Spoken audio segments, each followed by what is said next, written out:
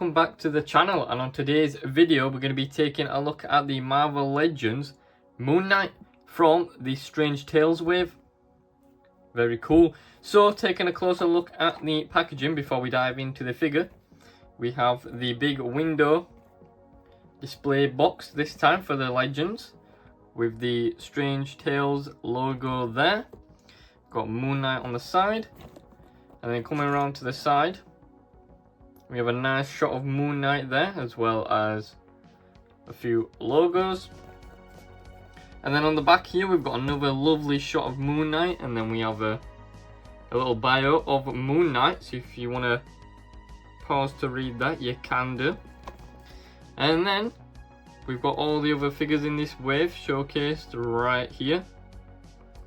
I was tempted to get the Helverine at one point, but I decided to go with the CT Toys one that came out, so kind of don't need that guy anymore.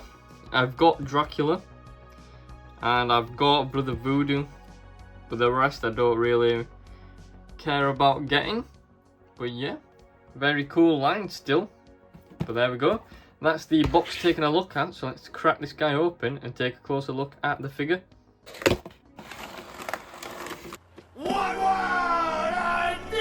And here he is out of the box. So before we dive deeper into the figure, let's take a look at the accessories he comes with. So starting off with this, he does come with his gold, is it called Onk? Something like that. Don't know how to pronounce it, but it's something like Onk, something like that. But yeah, there he is there. Got a gold finish to it there. Pretty cool. And then he also comes with his staff there, which is painted all white. It is the cheaper bendy plastic, so if you bend that too much it will snap, so be careful with that there. And then he comes with some of his moonerangs. So he comes with one large one and then 3 of the smaller ones there, and those can be for his alternate hands that he comes with. So he comes with a pair of fists here with holes in them there. So if you grab the moonerangs, you are able to just slide them in like that. And then you've essentially got Wolverine claws, but for Moon Knight, with his moonerangs there. Pretty cool. So that's all he comes with for accessories there, which are pretty decent accessories, I'd say. All he needs really is right there. So yeah, diving into the figure itself. Now the figure does look very nice, I will say that. It does look very cool for a Moon Knight figure there.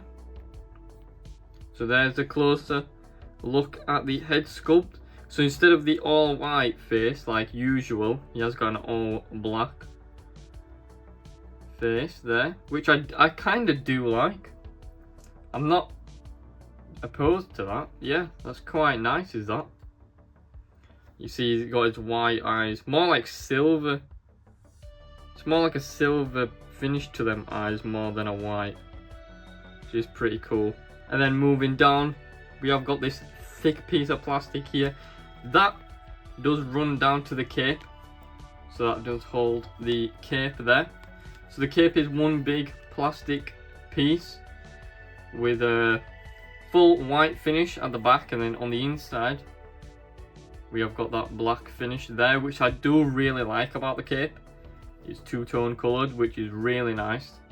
Do like that. I do wish they would have give us soft goods capes these days with bendy wires, because I know DC multiverse figures sometimes do that with bendy wired soft goods cape, and imagine this figure with a soft goods bendy wire cape. Oh my god, that'll just be the the perfect Moon Knight in my opinion. But yeah, and then moving down, he has got the moon on his chest there, and then he has got his gold touches there on the belt, and then on his wrist gauntlet there, and there. I do like how they've put detailed in the gauntlet ones. You can see the symbol there is a different color gold compared to the gauntlet itself, so it's like a darker gold. So I do like the attention to detail there. They have not done that with the belt, sadly. I don't know why. They could have done it with the gauntlets, but they haven't done it to the belt, which is a bit weird. But they have done it on that one as well. So I do like that. It's very nice. And then coming down to the legs, and then he has got his golds on his legs down the bottom. And then if we have a look under the cape, not too much going on under the cape, to be honest. Nothing much, just all white painted. But yeah, I think this is a very, very cool Moon Knight figure. Now, the only thing I'd say is the cape. I've never been a big fan of these big plastic mold capes, to be honest. It does look good, don't get me wrong, but I'd just prefer a soft goods bendy wired cape in my opinion. But that's the figure taking a full look at, so let's take a look at his articulation. Now I can't imagine there's a lot in the head because of that thick plastic piece for the cape, but yeah, you can't look up at all, not even a smidget. Nope. You can look down about that far, and then you can get a little bit of a turn, not much. So yeah, it's kind of lacking in the head articulation, is that. I mean, for him not to look up at all is a bit, it's not good really. But coming around to the arms, he does have the butterfly joints. So he is able, his arms are able to stretch across that far, and then they can go back as well, but the cape will get in the way, so I wouldn't put them back, to be honest. But if you wanted to, they can go all the way back at that far. And there is a plug there for the cape, so you can just plug it into his back so it doesn't dangle about and such. But yeah, nice butterfly joint there. Arms can go up that far. Got a nice bicep swivel. Double joints in the elbows, which are pinless. And then we have a nice swivel in the wrists as well as a pivot. Very nice. And then coming around to the torso, we have got that ab crunch cut there. So you can go forward that far. And then back that far. Not so much because of that cape. But if you unplug the cape, you probably could get a little bit more movement. Nope, you can't actually. That's as far as it will go. So you can go back that far. And then plug in in the cape there. And then the legs. Does he have a cut? Yes, he does. He has a waist cut there as well, hidden just behind the golden belt there. Legs go up that far, they go back that far, and he also can do the splits there. We have an upper thigh cut right there. We have double joints in the knees there, pinless again. And then we also have, we have a shin cut right there. And then his foot can go up that far, down that far, and then also got a swivel to them as well.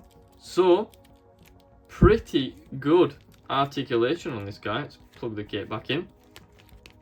Yeah, pretty damn good articulation on this guy. Loving it. So yeah, there we go.